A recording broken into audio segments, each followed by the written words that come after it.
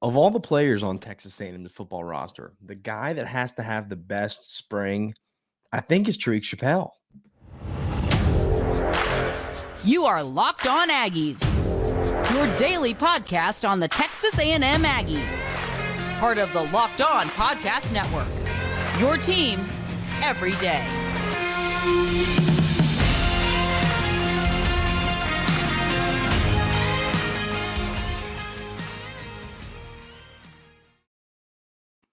Welcome on in to Locked On Aggies. I'm your host, Andrew Stefaniak. Thanks for making Locked On Aggies your first listen every single day. Today's episode is brought to you by our friends over at Nissan. Are you the kind of driver that likes to push things a little further? Ever wonder what adventure could be around the next corner? Take the Nissan Rogue, Nissan Pathfinder, or Nissan Armada and go find your next big adventure. Check them all out today at nissanusa.com. So, today we are going to talk about a handful of players that we need to see do something special in spring.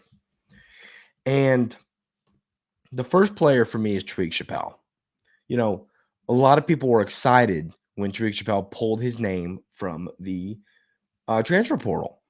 But, I think that we're kind of like in this spot where it's like, is Tyreek Chappell going to play a ton?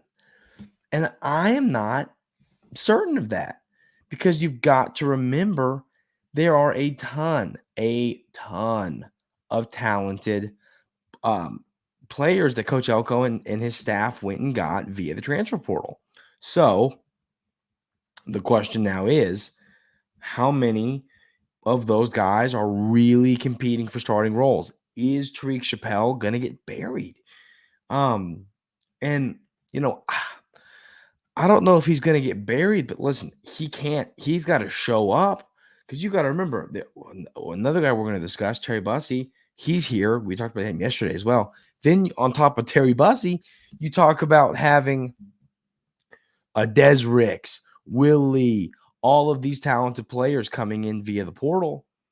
Donovan Saunders, the Florida transfer Hill. I mean, you have got so many different. I mean, you got Mays. I mean, they literally went and got a whole bunch of different corners. So, this is not going to be handed to Tyreek Chappell. And he's a good football player. He's a good football player that I don't think, like anybody in the secondary, had his best season a year ago. I think he's better than that. I think we can all agree on that. I think he knows that. But like in spring, he's got to prove, listen, like I'm not losing this job to one of you new guys. This is my job. And it's going to be hard to do because there are, we're talking 5, 6, 7 guys that deserve to play and only a couple of spots, folks. I mean, it's not going to be easy to just take over this job, claim it, and run away with it. That's just the reality here. So Tyreek Chappell has got to prove, to this staff, hey, I deserve to be here. This is my job to lose. And I think this spring ball is an opportunity to prove that. So that is my number one guy. I think Tyreek Chappell is the guy that, everybody knows the name, everybody loves him, but he has got to show up during the spring ball. I met my parents today, ladies and gentlemen. I don't know why this lighting is going in and out, but beside the point. If you're watching on YouTube. But my number 2 name here is Marcel Reed. And for me, I think the reason there is Marcel Reed is, we don't know the health of Connor Wigman and Jalen Henderson. We don't know how much they're going to be out there. I still haven't heard an update on that anywhere. It's hard to find. So are you going to see them out there a ton? Are they going to be banged up? There's a lot to still be figured out there. So I think, hey, if they're not on the field a ton, this gives an opportunity for a player like Marcel Reed to have a shot to win the job. And, we've talked about it. We know that this is going to be a quarterback battle. We know that Connor Wigman and Jalen Henderson and Marcel Reed are going to all fight for this job. But if they're, taking a couple reps off, getting back healthy, Henderson has the arm injury where he broke his arm in the bowl game, and then Connor Wigman's still fighting back from the ankle injury he suffered against Auburn. And, so if Marcel Reed were to get some extra reps, it could help him out. And I think that you could see that. I think you could see that really help him on the long run. So I'm kind of anxious to see what Marcel Reed does. Does he get extra reps? How does he look with them? And does he really, as I've told y'all, I still think Connor Wigman wins this job. I still lean that way. So that means it's going to take one of these other two guys doing something special to catch up to him. And, I think this is Marcel Reed's opportunity to get his name, really up there in this race. The next guy I have is Rueben Owens. He's young, and he's got to prove that he deserves to be, a weapon for this offense. We know how talented he is. He showed flashes last year, but at times I think that Rueben Owens struggled. I think there were some things that there were some holes he missed and some different things there, but he's a really good football player who's going to have a really good season. The yards per carry number wasn't there, and I was really surprised because I thought he was going to have this breakout onto the scene type of freshman season. And he was fine. He did a lot well, but I think he's got to take that leap to the next step, and that's what he's going to do, hopefully, in the spring. And, there's a ton of talented running backs, especially with the kid coming in from Stanford. You've got a really deep room of talented running backs who all want to play. They all want to be out there. So, this is your time to figure out, to fight for snaps, to fight for carries, to fight for plays out of the backfield. This is your opportunity to do that. So, Rueben Owens is going to have to prove that in spring ball. The next name, and he's a guy we've talked a lot about needing to have a good offseason, and that is DJ Hicks. DJ Hicks, uber talented player, wasn't on the field a ton last year because Texas A&M had one of the deepest defensive lines in all of college football. And, of course, you're going to see him on the field a lot more this season. The question is, how much are you going to see him on the field? And I think that's kind of still to be seen. I think he's got to fight for these reps. I think he has to have a really good offseason. And we talked about that a while back, but this is more spring practice, oriented. And, I think Hicks is a guy you're going to see play a ton of snaps, but I think he's got to have a good spring. You bring in a couple good guys across the defensive line. You've got some other returners back. He's got to separate himself, Once you're on a college campus, no one cares that you're a 5-star. You're a 5-star. No one cares anymore. DJ Hicks was a 5-star last cycle, and people don't care anymore. So it's time to prove, hey, what you got? And I don't think he's going to struggle to do that, but he's got to do that. So my next name is Terry Bussey. I think Terry Bussey, and this is, you go, Andrew, well, why? And I go, because he's still got to work his way on the field. You know what I mean? He's still as a true freshman, he's going to have to find a way to get on the field. And the way he's going to do that is to have a good showing in spring ball. He's nothing. Once again, just like I said with DJ Hicks, you're on college campus now. You're not, the 5 stars don't matter. You're just a player on the team, So people don't care about stars and that crap once you're here. It's hey, prove it. So Terry Bussey's got to come prove it. He's got to prove that he deserves all this and that he needs to be out there, which I think we all know he does. But a good spring from him, I think, can solidify his role in the team. And then the last name I have here is Ja'Day Walker. I think Ja'Day Walker has an opportunity to prove, hey, guys, listen, I'm a wide receiver 1. And we all think he can do it. I'm not doubting he can do it. I don't think anybody is. But this is his opportunity to come prove for sure, hey, I can do it. Watch me do it. So, and there's a lot of receivers you could have said with this same title. You could have put Noah Thomas. You could have put Moose. You could have said all these guys and said, this guy's got to prove he's the wide receiver 1.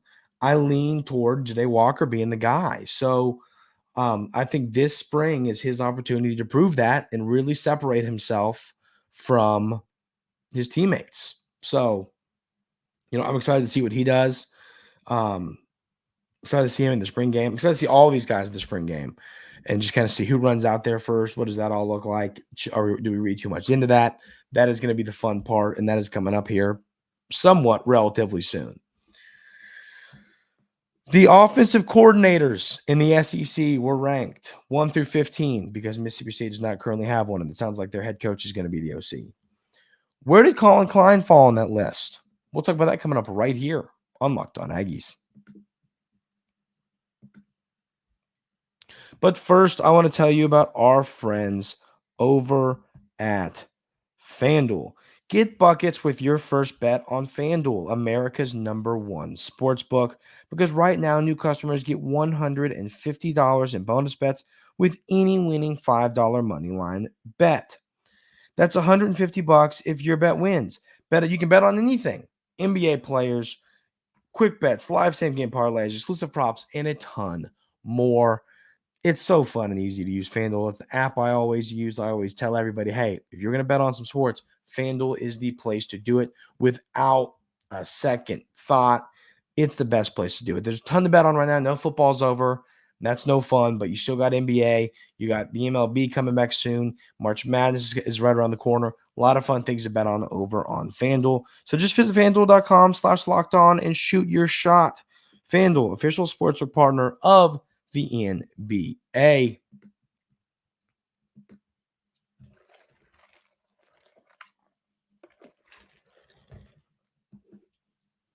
So the OCs were ranked. All of the offensive coordinators in the SEC. Like I said, Mississippi State doesn't have one, so it's out of 15. But this was by Aggies Wire, and I don't disagree with them at all, in all honesty. They have Collin Klein at 6.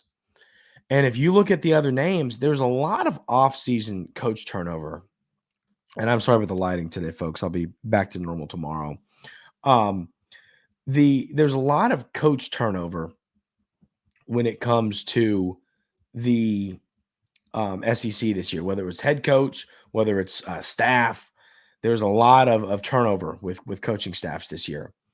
And one of and so, these rankings are interesting because it's a lot of guys who haven't really proven themselves at their new school. But Coach Klein is at number 6 on this list, and it's hard to disagree. It really is. So number 6 is Coach Klein. I'll defend that. And the reason I think that I agree with this is because he's proven it. He's proven what he can do at Kansas State. His numbers, his offense were really, really good. He's proven that he's got the solid, that he can help quarterbacks. He can turn offenses into something. I mean, he's just a really talented offensive coordinator who I think has all around proven I can do this, at the high level. I mean, did it at Kansas State, did it at the Power 5 level, now transitioning to the SEC. And I don't think you're going to see any kind of drop off because I think he's going to have a way better arsenal of weapons here than he had at Kansas State.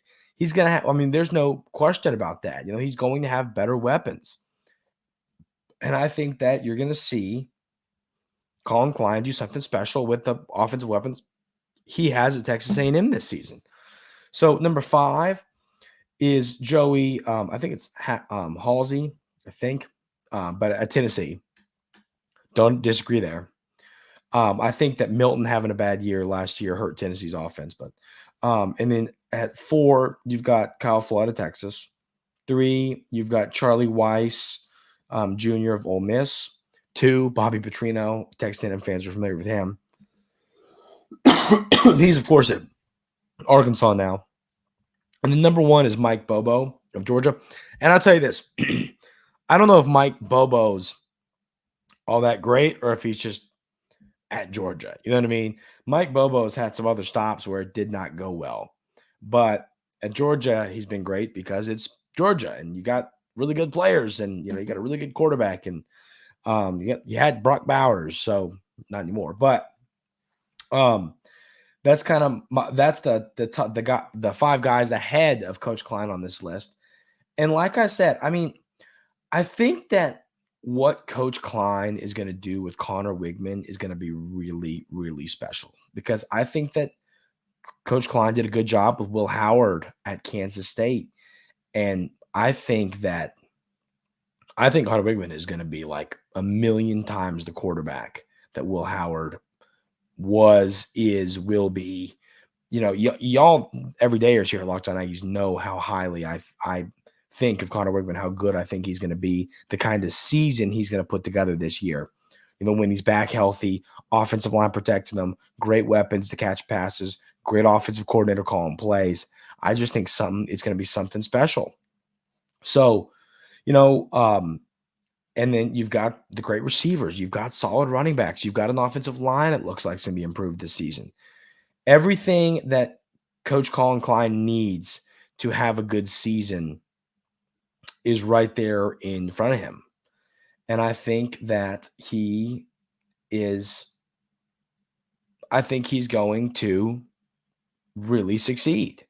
I'm super excited to see what he does this year. I think that, like I said, the quarterback whisperer thing, I think he's going to be great with quarterbacks for his entire career. And I've said this, ladies and gentlemen, y'all know, once again, every day here at Locked On Aggies know this, but I don't think we're going to have Coach Klein here all that long, because I think he is going to move on to a position as a head coach soon.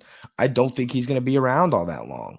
So it's going to be a little bit interesting to see what he does this year. How good is he going to be? Are we overhyping him? I really don't think we are. I just think this is how talented he is. I think Coach Klein is going to have a great, great season coaching the Aggies. I think he's going to lead this offense to numbers better than we saw a year ago. And once again, you can't completely knock Petrino. I do think that Coach Fisher was not letting Bobby P do his thing, and that was all messed up. And, you know, so I wouldn't read too much into that. But I do think that Coach Klein is just going to be great. So I want to hear y'all's thoughts, though, on this list, these 5 names ahead. Are there any of these names that you think Coach Klein should be ahead of? Are there any OCs behind him? You're like, maybe Coach Klein's a little too high on this list. For those that argue, like, I think he's a little too high. I get it. He's unproven in this conference. He's unproven at this school. He's unproven with these players. But I just think he's proven what he can do with an offense to where he's going to have a really good first season coaching the Aggies. And I'm really excited to see that play out. So we're going to preview the Mississippi State basketball game, and I want to say a few things about the upcoming baseball game against the Texas Longhorns. We're going to have those 2 conversations coming up right here on Locked On Aggies. But first, I got to tell you about our friends over at Nissan. Are you the kind of driver that likes to push things a little further? Ever wonder what adventure could be around the next corner? Our friends at Nissan have a lineup of SUVs with the capabilities to take your adventure to the next level. One of the vehicles they have is the Nissan Rogue. It's perfect for city drivers and great escapes. The 2024 Rogue is the perfect midsize crossover for your next adventure. It has Google built into your car, so you can use that for whatever you need it for. It's really helpful. That's one awesome feature of the Rogue. And then you've got the Nissan Pathfinder. It has room for up to 8, an expansive cargo capacity, and advanced availability 4x4 capacity. It has over 284 horsepower and up to 6,000 pounds towing. When adventure calls, the Pathfinder is there to answer. Take the Nissan Rogue, Nissan Pathfinder, or Nissan Armada and go find your next big adventure. Shop nissanusa.com today. So the thing that I want to talk about with this baseball game before we get into the Mississippi State basketball game, you know, we've previewed this team. We know what we know what we're looking for. I mean, and once again, it's hard to preview baseball games because it's like you got to throw strikes, hit the zone. You need your hitters to show up. You need your hitters to be patient. You need your starter. I assume it's going to be Cortez. You need him to go deep. You need him to be accurate. So what is important in this game to me is do not let emotion get the best of you. And some might say, Andrew, you're being an old man yelling at the clouds. No. What I'm saying is this. This is a rivalry. They hate you. You don't like them. Okay? Don't let that make you not play your game. And I'm not saying be the bigger man and not do any, hand motions that Texas might not like. And the Big 12 at one point got rid of. And you know what I mean? Like, you can do that kind of stuff. I'm not going to sit here and yell at you and say, well, that's not what I'm saying. What I'm saying is you don't let that stuff fire up the other team. Play your game. I think I'm pretty sure you're the better baseball team. I think we can all agree on that. Some might not agree. We'll find out tonight. I've watched both teams play a few games, and everything I see, I think you're the better baseball team. So go out there and show it. Don't get too emotional and make mistakes. Don't do silly things like that. Don't, if you're, I'm telling you, doing things to fire up the opponent, fire up your team, fire up your dugout. Don't fire up the opponent. If you're on the mound and you get a big strikeout with a man on first and second with 2 outs, don't do anything crazy. Do something crazy to your dugout. Holler at your dugout and say, come on, let's go. Give a fist pump. Do something. But don't show up the other team because that is going to just fire people up. That's what leads to homers, and you don't do it. At the plate, if you hit a bomb, be respectful. Stomp on the plate. Get back to your dugout. Don't do anything crazy. There's just no reason to do it. And some might disagree with me, and that's fine. I've played the game of baseball my whole life. My entire life. Played against rivals, played against people I dislike. That's the way that I succeeded. Kept level-headed, didn't let it bother me, played my game. Not going to let emotions get the best of me and make me not play to the best of my ability. So that is my thought for this game. And go kick their butt. And I'm excited to hopefully talk about a big win tomorrow. And I can't wait to watch this game. I know y'all feel the same way. I got a lot of Aggie baseball fans here. So the next thing I want to talk about is this Mississippi State matchup, because this is I am a big believer that Mississippi State is one of the most underrated teams in the SEC.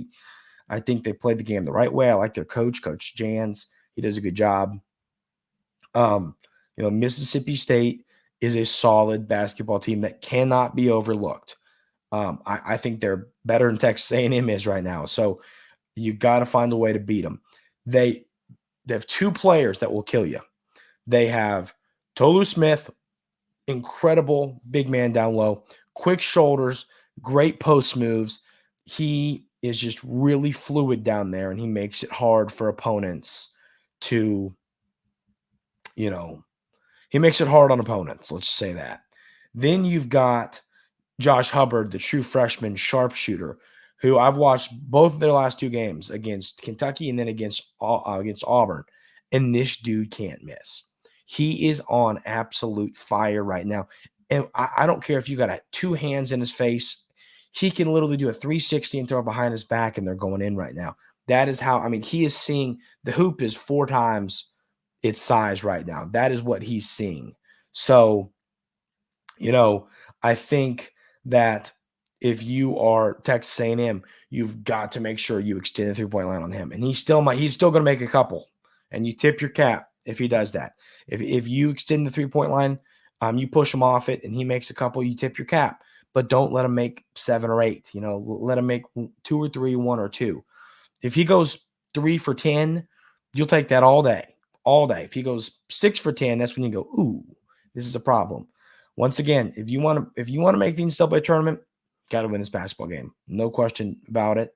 The only shot you have really if you lose this game or if you lose to Ole Miss is winning the SEC tournament. So win these 2 games, give yourself a chance, and you're still not guaranteed. Once again, ladies and gentlemen, you are not guaranteed. But if you win a couple of these games, you have a shot. So I think what we saw last game was great. Wade Taylor didn't have his best game on the road against Georgia. I think he only had 4 points. But other guys got involved. Garcia had double digits. Boots had double digits. Obaseki had double digits. You had multiple guys pick up where Wade, when he wasn't scoring the ball. So I think that's going to be key. Get multiple guys involved. Don't let it just be the Wade and Boots show. Let's get other guys involved. Let's get other guys to score the basketball. I think a lot of folks respect Garcia. Mark Sears, they asked him at something. It was, some kind of video, and they asked him, who's your top 5 players in the SEC, or who would you want on the starting 5? And they said Anderson Garcia. He called him Dennis Rodman. I mean, that's how good he is. He's a great rebounder. You have lots of good basketball players on this team. You just have to play together and play the right way. And I think if Texas A&M does that, they can win this game. But value possessions, get offensive rebounds, score the basketball. There's a lot you have to do right to win this game, but the Aggies are very capable of beating this Mississippi State team at home. It is possible, but they've got to play well. Stop Tolu Smith, stop Hubbard, and you can take down the Bulldogs. That is going to do it for today's episode of Locked On Aggies. Like I said, ladies and gentlemen, those watching on YouTube, I'm sorry about the lighting today. Should be back to normal tomorrow back at home. Sorry about that. But hope everybody has a great rest of your day today. Enjoy the baseball game. I cannot wait for this one. It is going to be a ton of fun. Let me see where this game is on. Where can you watch this game? Does it say that? Oh, I went away from my schedule. I want to see because I want to tell y'all where to watch the game if I can find it. Is it on ESPN Plus? I'm hoping. Doesn't say.